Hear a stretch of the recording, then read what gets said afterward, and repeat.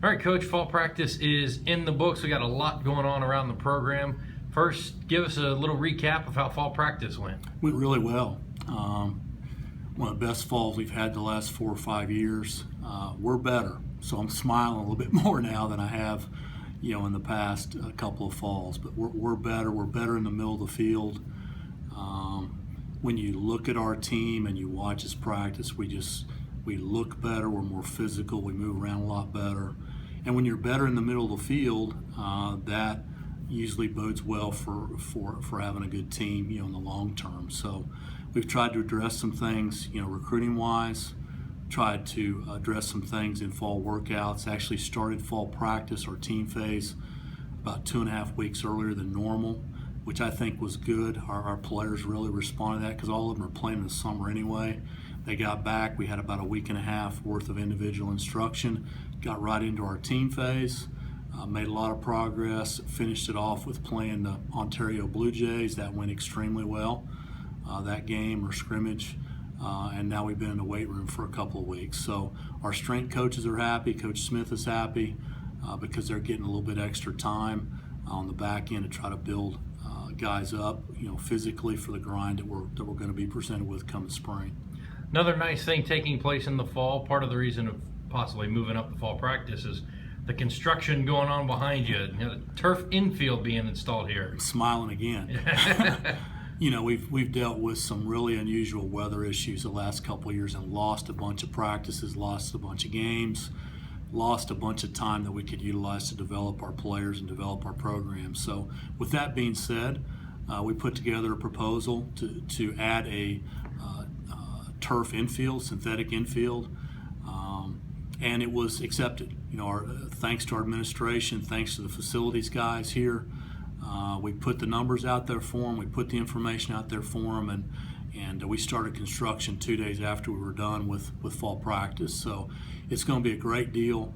It's going to really address some of the drainage problems that we had on our infield surface from way back when we built Hayes Stadium back in 2007.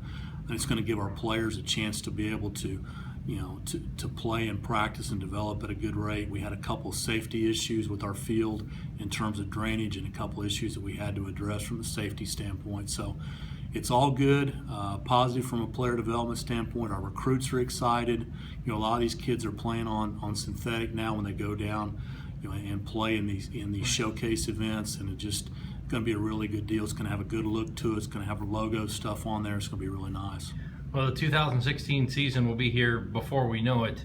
Got a lot of home games to start. We've got William and Mary, Toledo coming in. Talk about the importance of getting off to a good start, especially with all those home games. Well, again, with the synthetic, it should help us, right. Unless it's just pouring down rain or something crazy. We should be able to hopefully get the games in. Again, playing a very challenging non-conference schedule. The goal every year is to win a Conference USA regular season championship. The goal is to win a Conference USA tournament championship. The reality of that happening with as good as our league is and the depth of our league, we may fall short of those goals. So if we do, we still have to put ourselves in position to get an at-large bid. And in Conference USA, if you play a quality non-conference schedule, as well as do well in conference play, you have a chance to be able to do that. So that's the goal. Just got a lot of great games on the schedule, a lot of quality opponents, whether it be SEC, ACC, or in between. A lot of leagues, a lot of schools that have really good programs. Kent State's coming down. They're projected to be a regional team and have some good arms on their pitching staff, as well as several of the other ones that we got. The first SEC team we have is Georgia coming up right at the beginning of March. And the probably best news of all, it's one of 3 games we'll play uptown at BB&T Ballpark. Yes. With as fun as that was last year, now we've got 3 games there this year. That was fun last year. We drew well over 8,000 people for our game last year. We were the first college game at the new park. The Knights staff and their organization has been just unbelievable to work with. Obviously, they were receptive to us continuing to play games down there after what happened last year, as well as it went. So really happy that Georgia, Coach Strickland has been a good friend of mine for a long time. We played against their teams when he was the head coach at Kent, kind of carried that relationship on, and for them to leave the state of Georgia to come up and play us is a big deal. We're going to get to play a game, downtown against them as well as playing NC State again down there at BBT, and then Winthrop. The Knights have reached out to Winthrop as well, and it's going to be Winthrop's home game, but we're going to be able to benefit by playing there. So we get 3 games down there. It's a huge deal, great facility, great atmosphere, and really excited about that.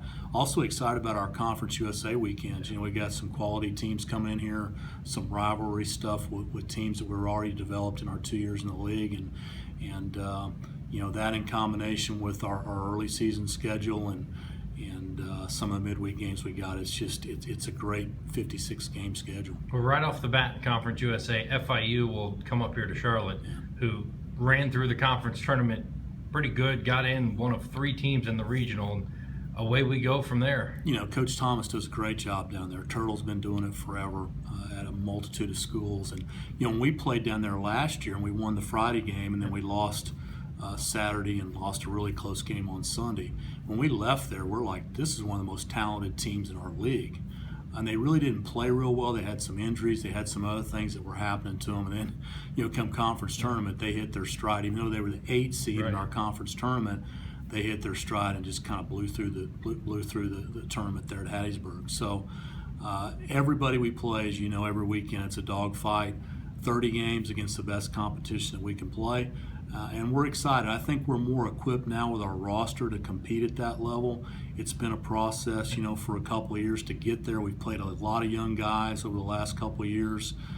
Maybe some guys that really shouldn't have been pitching or playing that got a chance to maybe play a little bit earlier than normal. The other thing is we've done a better job recruiting. I mean, we've gotten guys now that are a little bit more ready to play in Conference USA, and that process is continuing. I think, with our recruiting class that you're going to see come in next fall, it's going to be a smaller class, but we've got, again, continuing to add more guys, whether it be pitching wise or position player wise, that have a legitimate chance to be average to above average Conference USA players. And we still only have 3 seniors this year, so we're not losing a whole lot. The good thing is that we've got a couple of juniors now that are getting pro attention. And that may sound kind of crazy that I'm excited about that or we're excited about that, but that shows that we're getting, better players. And when you have a couple, 2 or 3 juniors out of this year's group that may end up getting a chance to play at the next level, and we may lose them, at the end of this year, depending on how they perform, I think that's a good thing because we haven't had that for a few years, and that's something that we need to get back to. And something that I think is going to continue as we move forward with our recruiting. As we go through the 3rd year of conference play, we'll be going back to a lot of conference schools that we were at a couple of years ago. How much will that help, just kind of knowing the ballpark, the travel experience, all of that, instead of being the first year kind of going in blind? It's a great question. We've actually played better on the road the first 2 years and played pretty well on the road and won a lot of games on the road versus what our home record has been. So, and some of that's by design. I mean, we again have a commitment from our administration to travel in the right way and to feed our guys the right way, and all those things are good, and I think that those things help. But it's good to be familiar as much with the teams and programs, but it's also good to be familiar with the way they want to play and the style they want to play.